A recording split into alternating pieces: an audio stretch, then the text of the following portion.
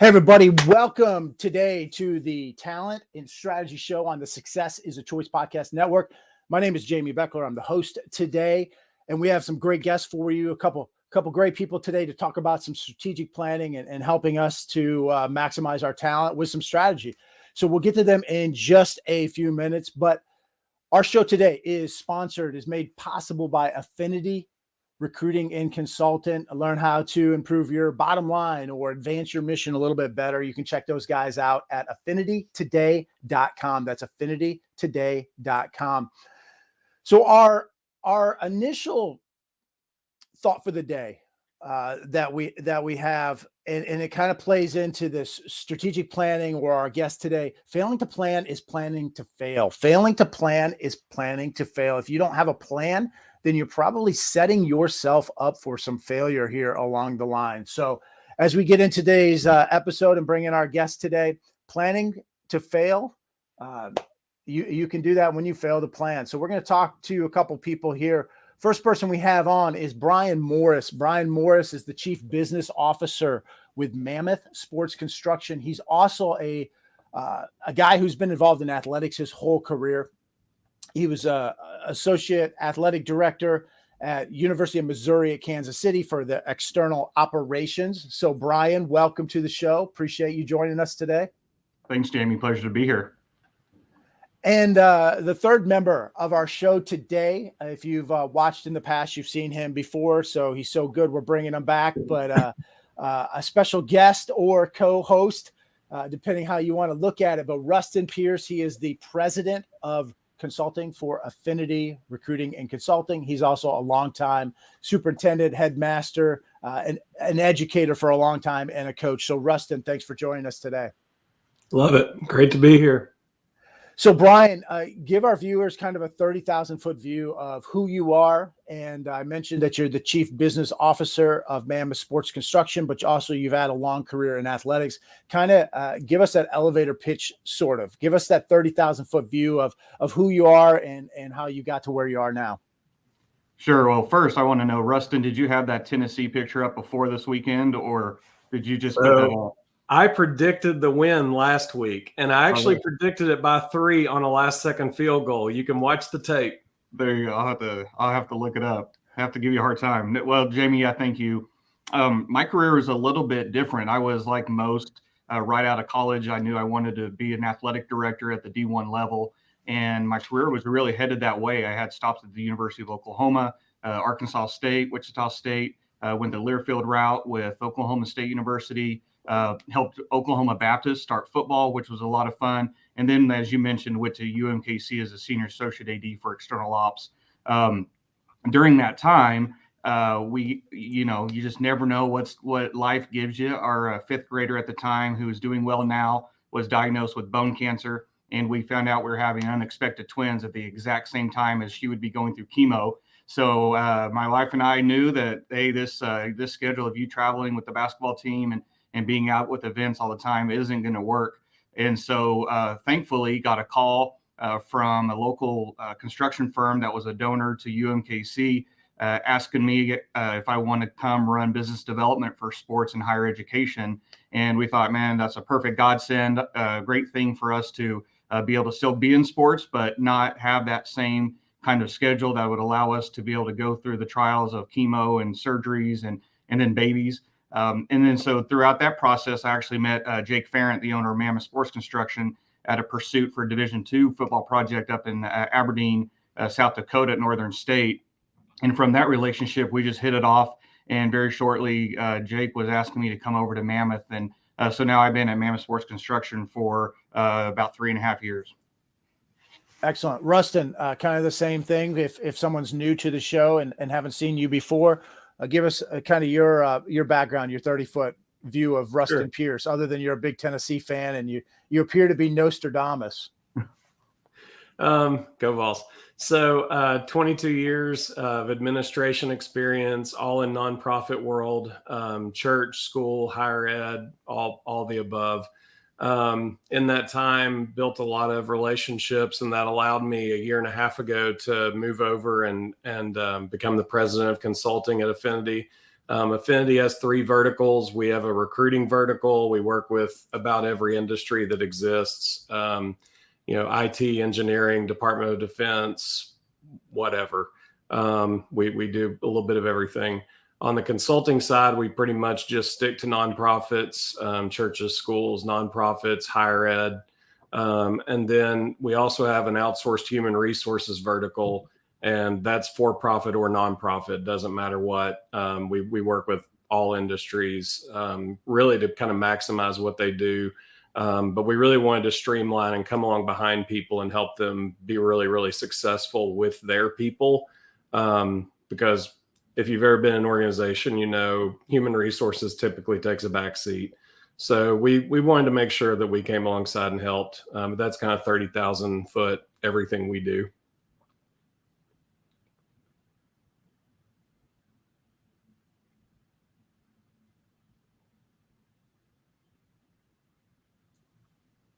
Brian, I appreciate you bringing up the Tennessee thing. We weren't going to do that at all. Ruston is a huge Tennessee fan. And he predicted a Tennessee victory last week. I'm not sure how much of that was the head and how much of that was the heart, but he did predict that last second field goal. So congratulations. Yeah. Well, if you can't see my affiliation with all the purple back here, I'm obviously a K-State grad. So wear proudly. That was a big win for you guys.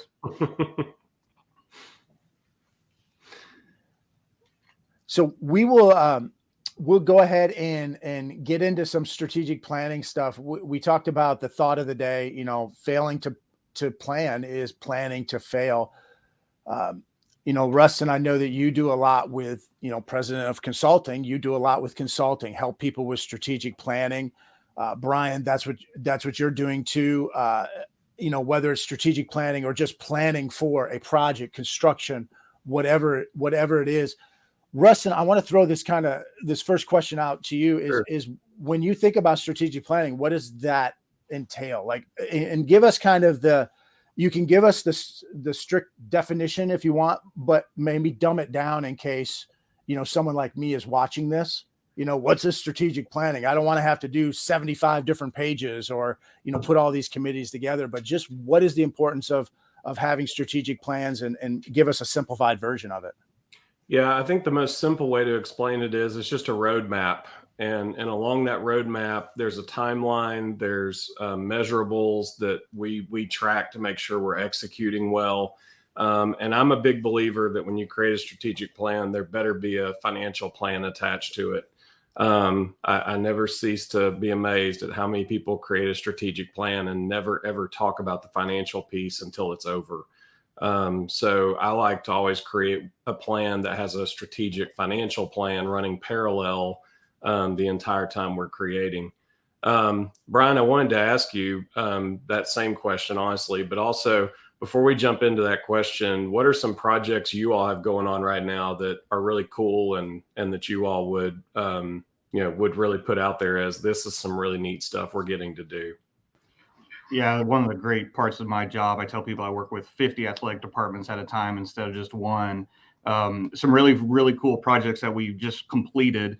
The turf at Nebraska. Obviously, when you can have these Power 5 projects, they're very high profile and bring a lot of credibility. So we did this summer, we did Nebraska, we did Oklahoma State, we did Kansas State University baseball.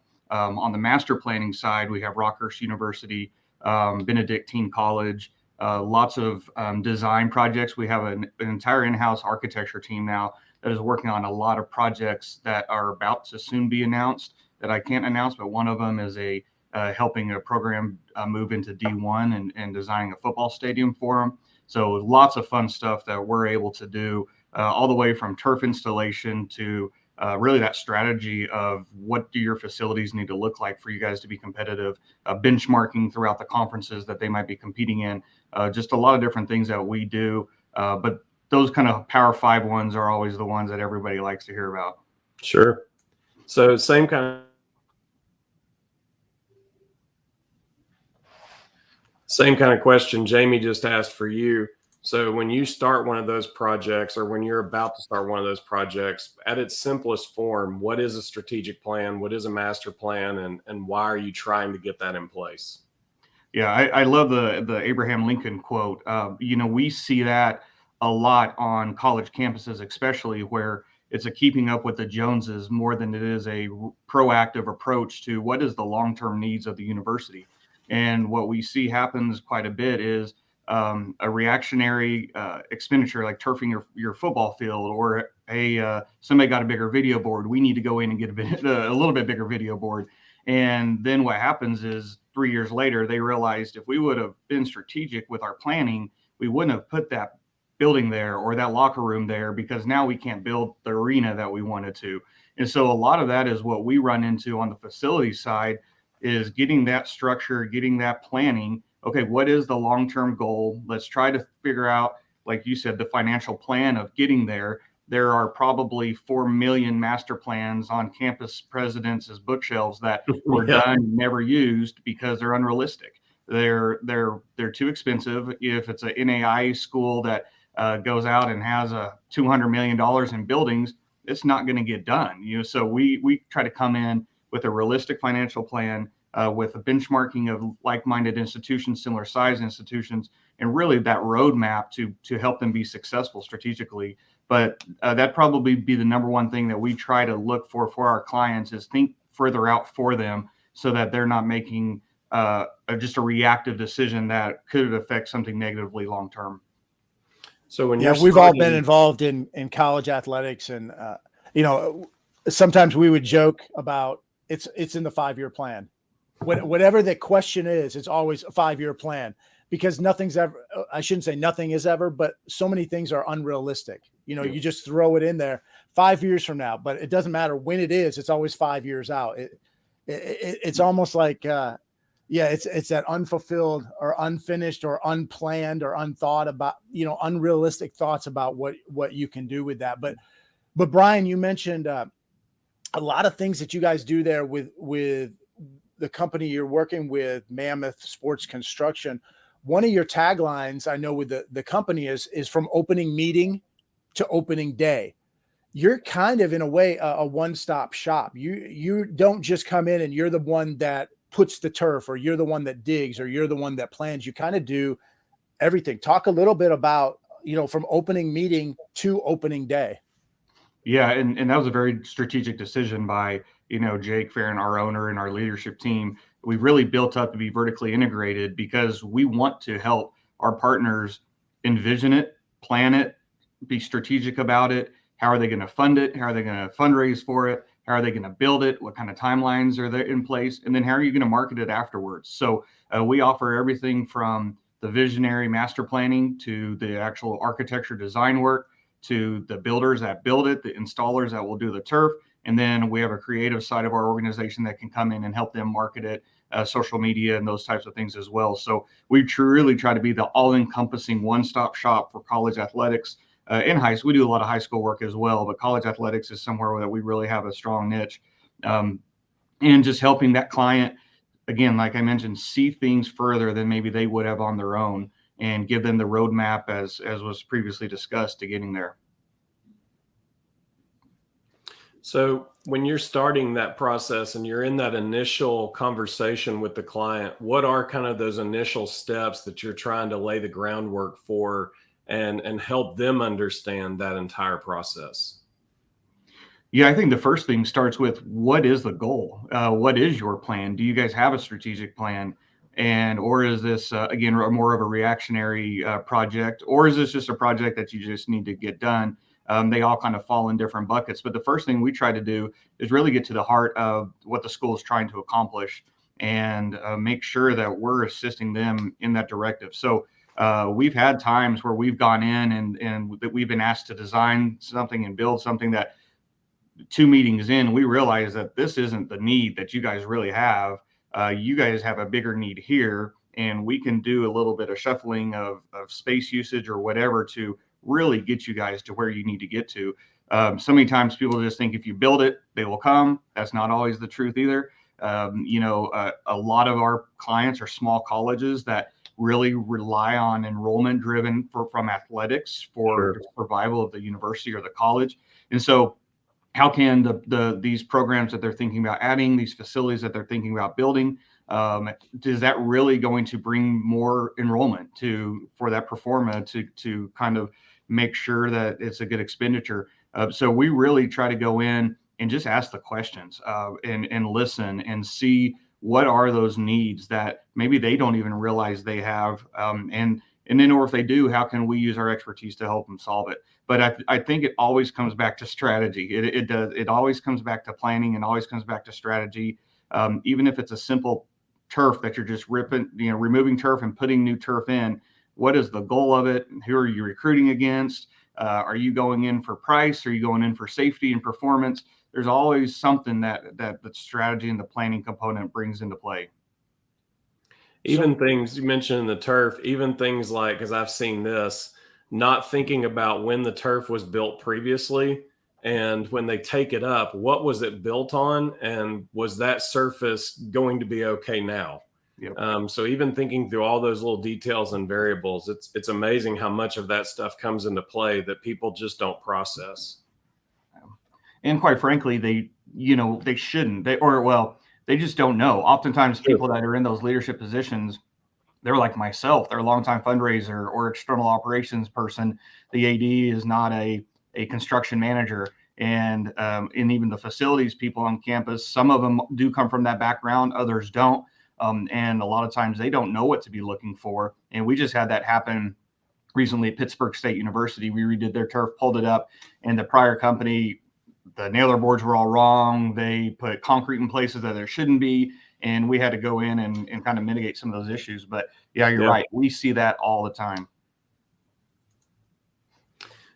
So Ruston, you've done a lot of strategic planning. Brian, you're talking about, having these opening meetings or talking with people. Maybe they think that they know what they want, or they don't even know what they don't know. They don't even know what questions to ask sometimes. So Ruston, I'll start with you. When you sit down with somebody and they have this project in mind, or they want to do X, Y, or Z, but you think that they're probably off on their planning. They don't quite know what they don't know. How do you gently nudge them? Or is there not much gently nudging? It's just, you got to be very blunt about it and say, listen, you are on the wrong path.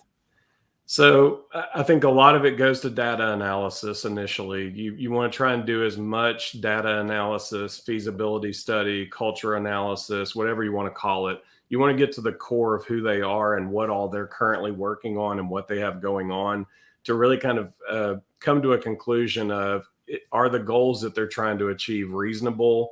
Are they achievable? Or do we need to kind of restructure their goals and rephrase their thinking so that they can move towards something that's reasonable, logical, and achievable? And honestly, it's like what Brian just said. A lot of times they just don't know what they don't know. They may have a perception that something exists that actually doesn't, or something was done 10 years ago and all the leaderships knew, and they just don't even know that this thing happened. And that trickles into every area. When you talk about fundraising, when you talk about logistics, like there's so many little variables and tentacles that you've got to ask just a lot of questions initially and try to get to the core of literally everything that's going on. And inevitably, all those questions lead to lots more questions. Mm-hmm. Brian, is that kind of how you encountered that? Absolutely. You're spot on. And I love your reasonable, logical, but achievable. That's just really gets to the heart of when you start getting into these. Is it achievable? And then I think I'm a big relationship guy. So Jamy, do you nudge him, or do you really kind of pull them by the face mask and tell them, hey, you guys are doing it wrong? Hopefully you have the relationship to where you can do that eventually. Not all the time do you, but yeah, it's really going down. Questions will lead to more questions, will lead to more answers. People will start realizing things they didn't even know about their university. Like you said, so many times there'll be a change in leadership, or a change in the president's cabinet, or a change in the AD. The people that thought they knew why a decision was made that decision wasn't made the reason they thought it was. And so it really becomes a great look inside for people to really start identifying themselves, things that they didn't even know. Yep. Brian, Well, when you go in and start working with somebody, I know there's 100,000 different templates and frameworks and processes out there, but I'm just curious, from your perspective, do you have a certain master planning or strategic planning framework or process that you typically like to use, or do you just kind of adjust it to the client, whatever they're, whoever they are? Sure. I think there's always some small adjustment, because you're really there and every situation is different. On the facilities master planning side, though, we have a 5-step Mammoth process that we like to go through. And it involves looking at, some initial meetings, getting those initial thoughts, and then really diving into user groups and meeting with your coaches, meeting with your facilities guys, meeting with the custodians, meeting with the people that are on the ground. So many times in these planning sessions, you don't get the users that actually use it, get their insight. You're getting maybe the insight from the president and the AD, but you're not getting it from the trainer who has to carry the big jugs of water all the way across the gym, so those are the things that we really will try to dive very, very deep into. And like you said, the questions will lead to more questions, but we do have a very strategic or very kind of flow on the facilities master plan that we like to engage in. That tends to be pretty successful for almost every client. If we're going in on the strategic planning side, or even some of the master planning side, that can vary depending upon what the need is of the school, the size of the school, the budget of the school. I mean, there's a lot of different things that can kind of tweak that, but we do try to stay somewhat consistent in kind of how we approach that. Well, one of the things that probably gets pushed to the side or you don't think about is when you have locker rooms, when you have meeting spaces, all this kind of stuff, you probably need a bulletin board, or you probably need like a dry erase board. And if you have that, then you're going to want to put something up there, like some motivational quotes or some insights or some thoughts. And we have just the thing. Our brand new book is the Coach's Bulletin Board. And it's got thousands of insights, thousands of quotes that you can pull upon, and you can put it on that bulletin board. You can put it on that whiteboard that Brian's company has just helped you build. And so go ahead and check that out. JamyBechler.com/bulletin board book. That's JamyBechler.com/bulletin board book. Plenty of insights, quotes, and thoughts that can help out yourself, but also the people around you. So there's the little shameless plug. I know Ruston has a copy of it. I appreciate you having a copy of that, Ruston. But Brian, a lot of people think about construction, or they think about sports construction right now with just turf fields. And I know you guys do more than just turf fields, but turf fields still is controversial to some people, especially the old school people, or especially when you see how much money it costs. Mm-hmm. Give us kind of your plug for what are the benefits of artificial turf. What's the benefit of this new, today's modern all-purpose turf field? Sure. Yeah. And, our company started as a natural grass company. So we love natural grass, and it's really hard to argue that an NFL stadium, natural grass, if you go to Arrowhead and watch the Chiefs play, that's as beautiful as it's going to get. Now, they also probably have 15 full-time groundskeepers, and they don't practice on it. They don't let anybody else on it. And so it really becomes a matter of usage, and really what especially for some of these colleges that don't have as many groundskeepers, or they need to be on it more often. The small colleges, 100%, because you're typically playing soccer on it, football on it, you might have lacrosse on it, and you just need something that can be multi-purpose, that can last for a long time. And so there are a lot of people that probably think of turf still as the old AstroTurf with the bright green, the concrete that everybody had to wear the skid protectors because you would come up with rug burn. There have been a lot of advancements in synthetic turf over the last really decade, to where it does play much more like natural grass. We're affiliated with Field Turf. Field Turf has the majority of your Power 5 and NFL teams because their fields do replicate natural as closely as possible. So when you start getting into concussion mitigation, you start getting into your ACL and ankles, you start getting into just player safety, there's a lot of data out there that turf fields are getting right as safe as grass, if not slightly safer, especially when you're getting into some of those fields that have divots that can't keep it up as nicely, that has a lot of wear and tear on it. So there's always going to be, you've recently seen, Odell Beckham Jr. Playing in the Super Bowl, tore an ACL, and then you saw the Sterling Shepard on the Giants. There's a kind of a pushback here recently on turf. But a lot of that is lacking understanding and not really looking at some of the research that's coming down from the players associations that the NCAA has done. So it's that's one side that you're always balancing is safety. And that's really, in my mind, the most important one is player safety for your kids, if it's a high school or for a college. And then the cost side, you're right, Jamie, the initial investment can be pretty high, but it does pay for itself over time. And but it's easier for somebody with a lot of money to justify that. If you're, $1 million on a new football field for a high school, might be tough to swallow. But then when you look at, you're probably spending about $50,000 to $60,000 a year on irrigation and mowing and man hours and chalk and fungicides, that you're like, oh, okay, here after a period of time, this starts to pay for itself. Those are always the things that come up when we're meeting with partners and clients. And we try to just educate, try not to push or sell. We just try to be a good partner in educating them, because everybody has to make their own decision on what they feel is best for them.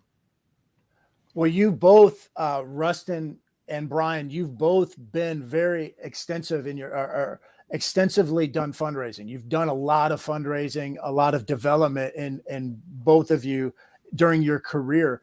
We talked a lot about strategic planning kind of here in the first part. Well, part of strategic planning is finding that money, especially if it's a big, huge project like you talked about with the turf, especially if there's blowback or pushback to the amount of money, the initial investment.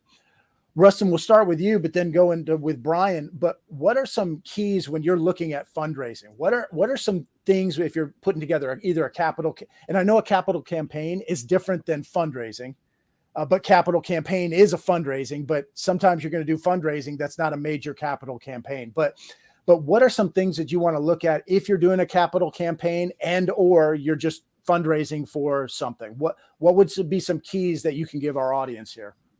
Yeah, I think the first thing you got to know is what is the true cost. A lot of times people will start a capital campaign and it's a pie in the sky number that's not based in reality, or it's kind of close, but when you get into it, it's actually not. So, on the front end, knowing what is the true cost as closely as you can possibly get to it. And then I'm kind of where Brian is. I'm a big relationship guy. I don't believe fundraising happens in events. I believe it happens in one-on-one relationship. And so, helping people understand how to cultivate those relationships, how to maintain those relationships, how to help the donor understand that they're giving to the mission of the organization and not to their individual pet project. You're going to have some who are always going to do that, but as much as possible, if we can steer them to the overall organization and the mission of the organization and not one standalone project, that's going to lead to more generosity down the road. So we're always looking to build relationships, have continual relationships that will last past a project, and make sure that what we tell a donor is what it really is. And if the cost of the project changes over time, it might be because of something we couldn't control. Then we communicate that well and make sure the donors understand it was something that we couldn't control. But if it was something we could, that's a very different conversation, and it's not one that fundraisers want to have. Brian, how about you? Yeah, and that's actually one of our big sales points on how we come to market is so many times when you're looking at a facility, you'll go out and hire an architect, and the architect will design, you'll tell them we got $5 million, and they will design the most beautiful $5 million facility that when it goes to bid, it's really $12 million.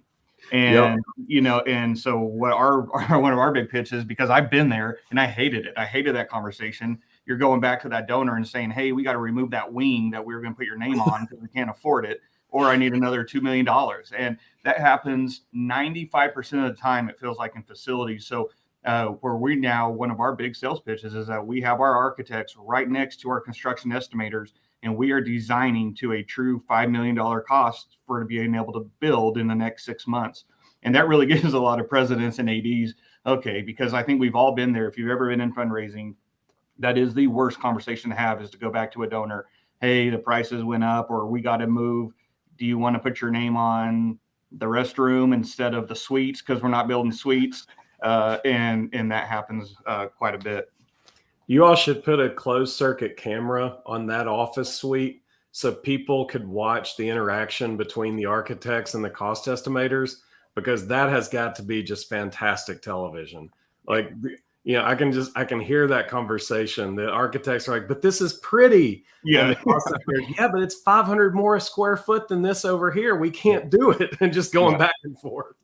Yeah, you don't need the glass that's, looks like a massive chapel in a football locker room, and I think architects, and I give our architects a hard time all the time. I was like, you guys are like artists. You have a vision, and good luck getting you off that vision once it gets going. It doesn't matter how much it's going to cost. So that's what we really try to figure out. And then, Jamy, to your question about fundraising, I think the other thing is alignment. I've seen so many times when you go on a college campus, and maybe it is through there's an entire capital campaign, and your football coach wants to protect that donor that is expressing interest in football, but they really need to be on the business school or vice versa. And, they think that they're protecting that money and that they're going to get more.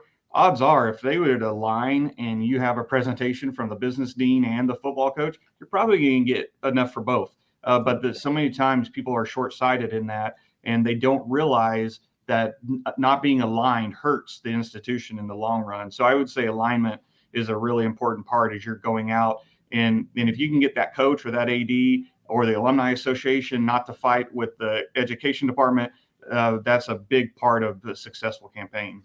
Yeah. What Brian just said is true at every level of nonprofits, and probably some for-profits when they're talking about shareholders and investors. It is amazing how territorial it can get, and it hurts overall generosity if the donor feels like everybody's not on the same page. Well, you mentioned, Brian, you were joking about how you have to go back to a donor and say, hey, would you like to be on the bathroom, instead of the luxury suite that you wanted. But that brings up the question of, is there too much sponsorship where you're selling off things, parts of a building, wings, the building itself? Can there be too much of that? Is there not enough of that? What are some strategies when you go about, hey, we want you to sponsor this, so that they feel like they're getting some value from that? Or, obviously everybody wants the court named after them, or you want the gym named after them. You don't want a locker room or a water fountain if you can have the court. Talk us through some of the things that go into play when you're looking at naming rights or sponsorships of whether it's the building itself or parts of that building. Yeah, and Ruston might have a different viewpoint than I do. I think they're different. If you're talking about a commercial, like an advertising buy, then that's going to be very different. So if, say, First National Bank is going to be interested in something that they're pulling from, maybe they're giving arm, maybe part of it comes from their advertising budget, then they're obviously going to want something high profile. I believe that donors, for the most part, care less about the recognition than they do about the support. Typically, that recognition is more for the school than it is for the donor. And so somebody probably doesn't want to be on the restroom, even though I do think somebody at Texas Tech put their name on all the restrooms. I think I heard that one time at a fundraising event. I could be wrong, but typically, again, in my mind, it's not for those donors that have the capacity to get their name on somewhere. It's less about where it goes and more about helping the school achieve its goals.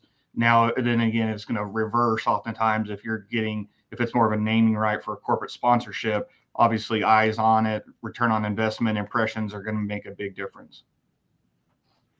Actually, I agree with Brian 100%. I think it goes back to long-term generosity. The people who typically, in my experience, the people who typically want to put a name on something, they're doing a designated gift that's going to be a one-time deal, and they're probably not going to give much more after that.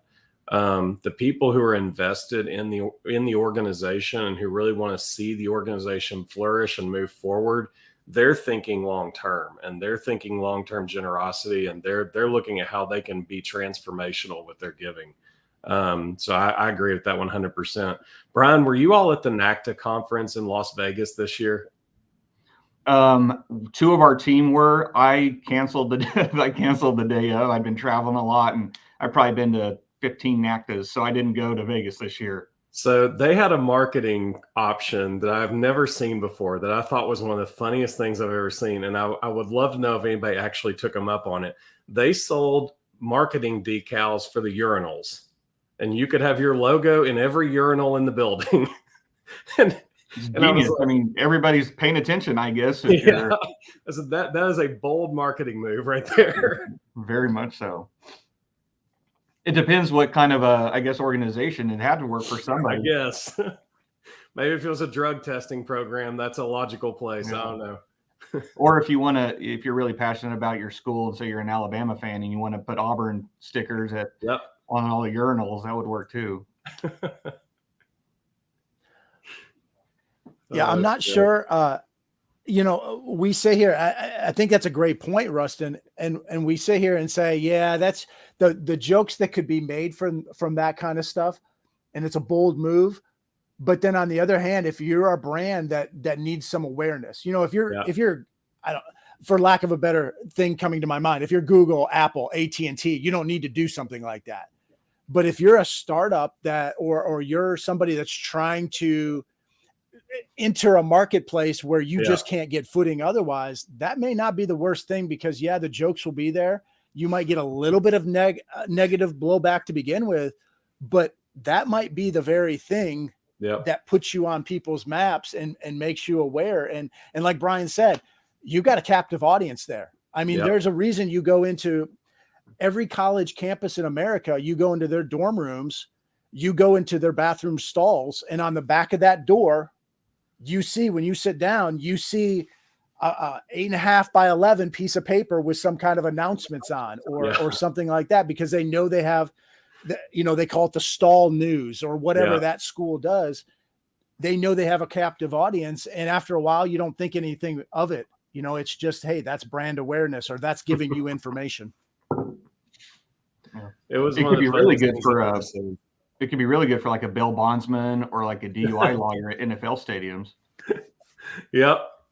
Or Uber or Uber, I mean, obviously Uber and Lyft, they already have a pretty tight rein on the marketplace. But if you're trying to something like that, where yes, if you can niche down or target those people, what do those people need that they might not even know exists or is out there? Yeah, I think that's a great idea.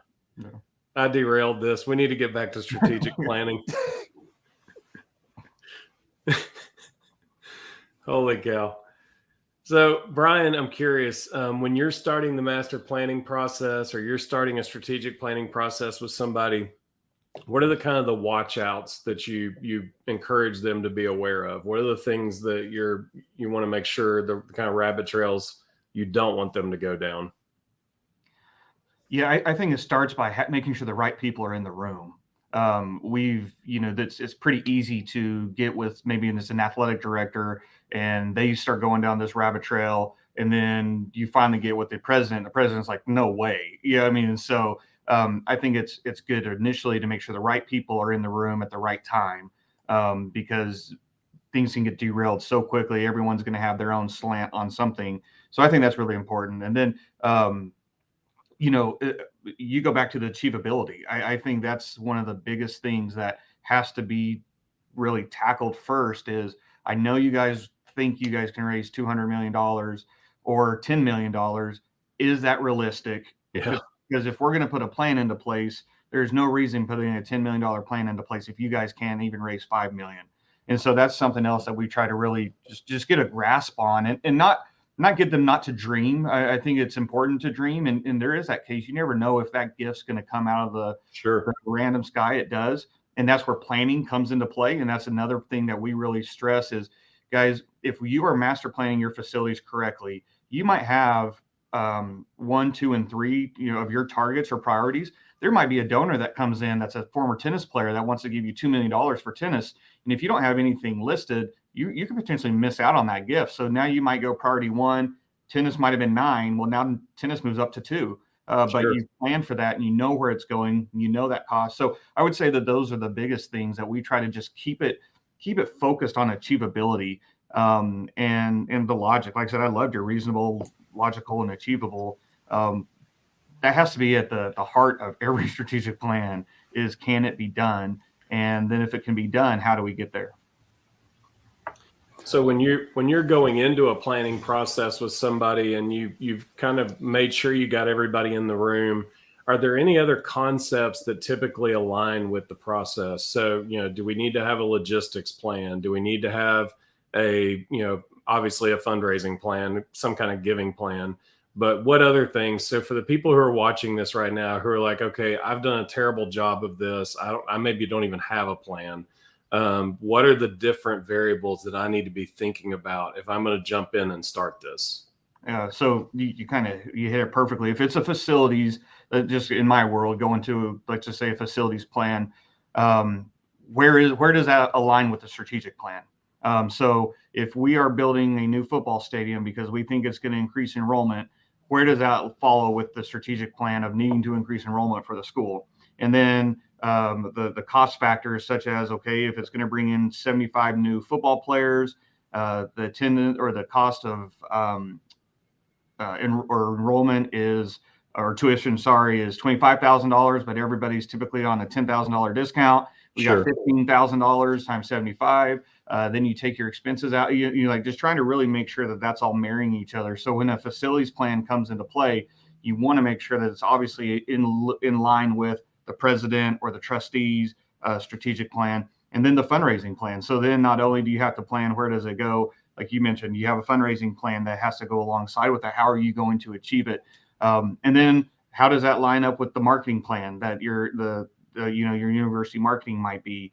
How does it work with kind of case studies and what's going on with the university right next door to you guys? Where has the precedent been set? Where are the expectations?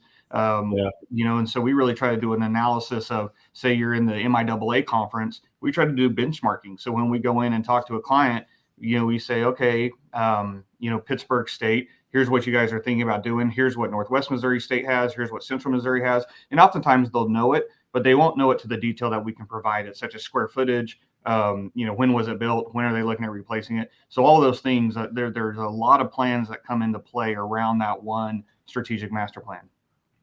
So you and I were both in higher ed, and you said something a second ago that I think is really important, and it's something that I run into a lot. The average college student gets about 10 grand in scholarship money or some kind of discount, and most people don't have any awareness of that. And I consider that a hidden expense, because at the end of the day, that does hit the bottom line. And so, when I'm talking to people about this and we're trying to create a plan and trying to create a strategic financial plan, I'm always encouraging them to be honest about what are the hidden expenses? What are the things that we know we kind of pay for and they typically happen, but we kind of ignore it and it's just kind of part of what we always do. What does that legitimately look like? So I think that's a really important note for anybody who's watching this, who's trying to start, is you got to be honest about what are your hidden expenses. Absolutely. And the other one too is I've seen flag football has really been big in the NAIA. Women's flag football has been really big in the NAIA. And if you're really trying to show how many new students it brought in, that's a very different number than participation, because all of a sudden, hey, we had 30 people on our flag football team. Well, 25 of them were already on campus, and 12 were volleyball players, 3 were soccer players, 2 were a cheerleader. They just started coming over and playing flag. It's not new income to the university. So to your point, it's easy to say, oh, we had 35 new flag football players, but really you only had 5 new kind of bottom line impacting student athletes. That's the truth, and so like you said, you're exactly right. You have to be honest with yourself. You have to take all those hidden costs and not just try to paraphrase it to where it fits your agenda. Yeah. Well, there's something that's probably not in every strategic plan out there, or people don't necessarily think about, but it's how to celebrate when you have this facility or this project that finishes, are there some cool things that you've seen, either Brian or Rustin, cool things, cool ways people have celebrated, made a big deal about the opening of this new facility or the opening of the turf field or whatever, other than just cutting the ribbon, having somebody talk, four people talk, cut the ribbon, you cheer, and that's it. Have there been some creative things or some neat things that you can actually play into their strategic planning, can play into actually further marketing or even jump starting another project? Or are there some things you've seen that you could give us some ideas about? Brian deals with all the Power Fives. They got more money than they know what to do with. His answers are going to be way better than mine. I don't know. It is funny, Jamie. I would say 95% of them are doing that. It's the dedication on a Friday before the Saturday football game, and then it's got enough exposure around it, so the game itself is pretty neat. I know one that when I was at Wichita State, Bombardier Learjet, one of the local partners, did the naming rights on an indoor baseball practice facility, and we arranged for when we opened that facility up. They did flybys with their Learjets, and so instead of having the F-150s, they brought Learjets by, and then they did a fireworks show, and it was really cool because they wanted the community to really kind of get behind it, and so that one was pretty neat. I love when they bring back former players and engage former players. That is something that is so missed. In fact, I'm visiting on Tuesday with a college here. You'd be amazed at how many coaches and programs don't bring back former players or engage former players. And it dumbfounds me why you would not. You have built-in recruiters, you have built-in potential donors, and yet there's always a line that seems like that between the new staff. So I love when they bring in and really honor the past that allowed that to be built. But as far as like events or something cool, I need to give that some more thought. I don't really have anything. Rustin, how about you? I think the only thing I would say is people have gotten really impressive with how they use social. And there are some creative departments out there at universities, even some nonprofits that are just doing really, really inventive, innovative things with their social. And they're using that to celebrate, but also lead into the next thing. Yeah. There's a lot of creative departments that are doing some pretty incredible stuff. Well, and if you're doing a project, if you're listening to this, you got a project, whether it's big or small, whether you're a Power 5, Division I major Power 5 school, or you're a really small nonprofit, I think give some thought to this. Give some thought to how you want to, one, celebrate this accomplishment, but maybe how you also celebrate the people that have been a part of this, your current people, but also, as Brian mentioned, the alums, the people that, who planted that shade tree that everybody uses the shade with now, who made that possible or who were there from the beginning. Find ways, don't just kind of, and I've been parts of these planning groups. I've been part of these committees before, and it's almost an afterthought. It's almost, well, we'll just throw it together and do something quick. Well, that doesn't really celebrate, and that there's not really a purpose to that. It's an afterthought that doesn't really help anybody. And so give that some thought, because you really can make it intentional. And whether it's, you have a new turf field, you're a high school and you put in a new turf field, you invite everybody to that. They take a big picture on the field. Everyone can go out on the field. You're celebrating, the band is there. Gym classes are there. People in the community are there that might be able to use it. You can figure out so many different ways. And there's a lot more creative people than me. And Rustin had mentioned your social media people. Everybody listening to this, watching this, has people that are creative. Utilize their creativity to come up with something that you've done all this fundraising, you've done all this strategic planning, all the things you've listened to Rustin and Brian and done all these things. Well, don't just let it fizzle out at the end where, all right, well, we got to the finish line. I'm dead tired at the finish line. Let's just get on with this. Celebrate it. Use that for good moving forward. Yeah, Jamie, I tell people all the time, if I were to go back and be in athletics now, I would be much better administrator than I was only being in athletics, because I've seen things from such a different view. And so I would even add, reach out to people, because everything in athletics is very borrowed. Rarely is there a new idea. It's kind of the copy and paste method. You see it at NACDA, so you implement it at your school. But, reach out to your alumni association, reach out to other people, get their ideas. They might have seen something really cool, way to celebrate it. Because I think it's just kind of the same recycled response over and over again, that just kind of what you do at the end of the project. You have the ribbon cutting and you have a social, and then you go on your way. Yep. Jamie, do I have time for one more question? So, Brian, one of the things that I run into is making sure they actually execute the plan. You mentioned it a second ago. University presidents have 800 master plans sitting on the shelves in their office. What kinds of things do you all put in place to make sure they actually execute what you have created? That was a great point. I think it is the process of making sure that we're following up on our end. I mean, because it's very easy, just like it is for, you have this ribbon cutting celebration and then you're gone. It can be easy for us to do our master planning and then, okay, you guys have that information and call us if you need us. So I think it is important to really assign who is going to be the internal cheerleader, internal carrier of this project. So if that's a president, is it a vice president, is it an AD? Oftentimes there's going to be one that's really going to be the champion of that, of following through internally. And then on our end, I think it is our responsibility to make sure that we're following up and checking in and truly being good partners and seeing where they're going.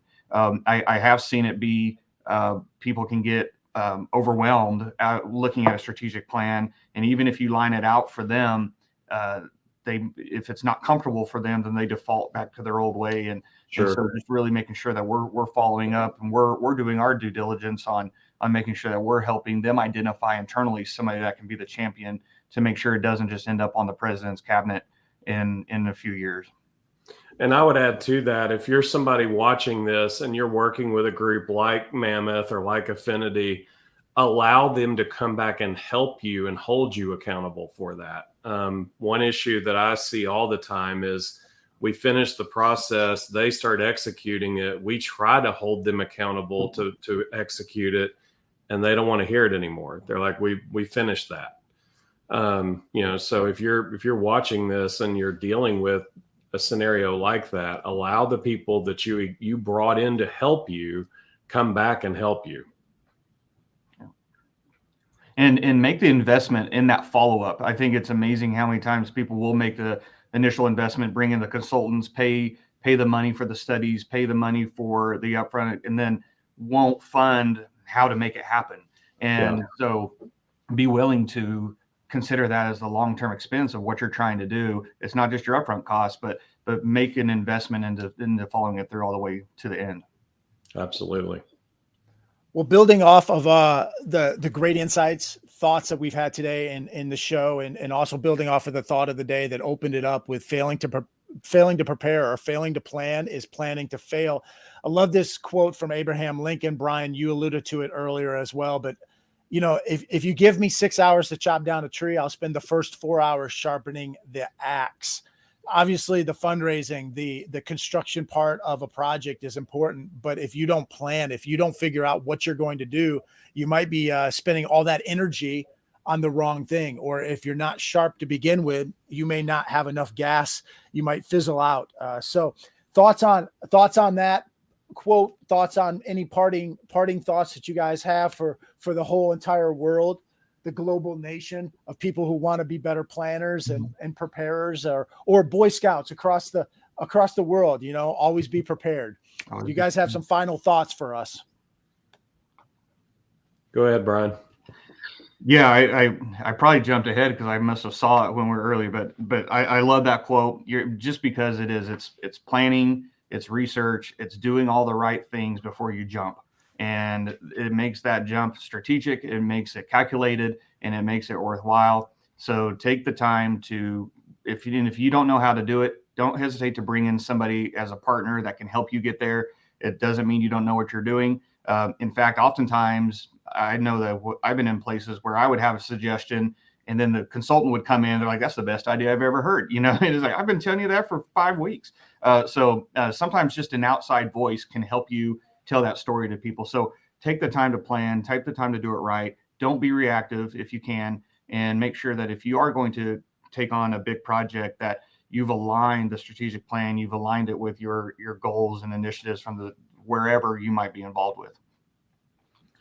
Yeah, I agree with what he just said 1000%. The only thing I would add to it is sometimes the value of an outside eye and ear. If you're a driver like me and you want to move and get things done, it's easy to overlook those planning steps or skip one. And it's good to have an outside source who's kind of holding the reins back and going, hold on, did we think about this, and this? Those people can be extremely valuable for driven leaders. Yep. Absolutely.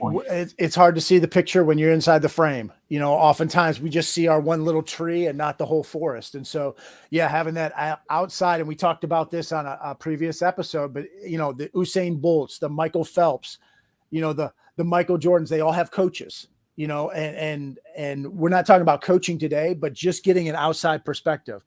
Smart people surround themselves with people that can see other things or fill in those weak spots or fill in those gaps for them. So, hey, everyone, thanks so much for joining us today, for watching the show, whether you listen to it on our podcasting sites, whether it was Spotify, SoundCloud, Stitcher, or Apple, whether you watch this live on YouTube, LinkedIn, or Facebook, we appreciate it. Hey, next week, be sure to join us. Same bat time, same bat channel, Friday, 11 a.m. Eastern time. So next Friday, we will be on once again. Thank you to Brian. Thank you to Ruston. We appreciate you guys joining us. And until next time, guys, remember that success is a choice. What choice will you make today?